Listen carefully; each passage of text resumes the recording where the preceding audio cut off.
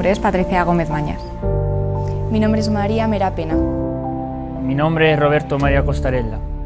Maite Alfonso Sánchez. Mi nombre es José Ángel Mesa Carbonell.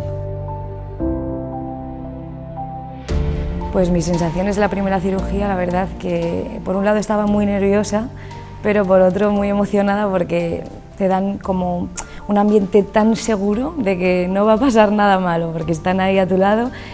Es una sensación de tranquilidad que yo nunca me imaginé delante de un paciente poniéndome implantes. Cuando ya ves la orto final y el resultado, sobre todo la prótesis de carga inmediata, es una pasada. Y el paciente súper contento, claro.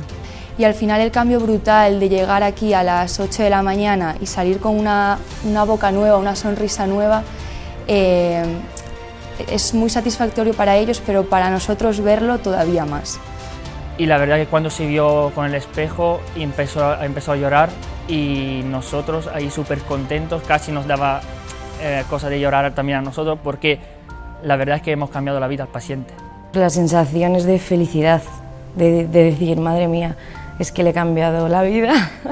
Muchas personas se forman en colocar implantes, pero no tanto en poderle asegurar al paciente que tenga la calidad de hueso que tenga o tenga la cantidad de hueso que tenga, va a salir con dientes. Y al final, entre colocar implantes o colocar implantes con una carga inmediata, ahí yo creo que está la diferencia.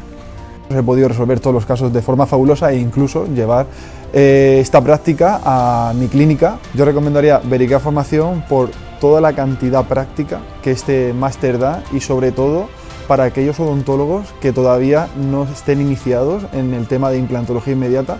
Este es un buen lugar y un buen sitio para iniciar su carrera. ¿Volvería a elegir Vericare Formación?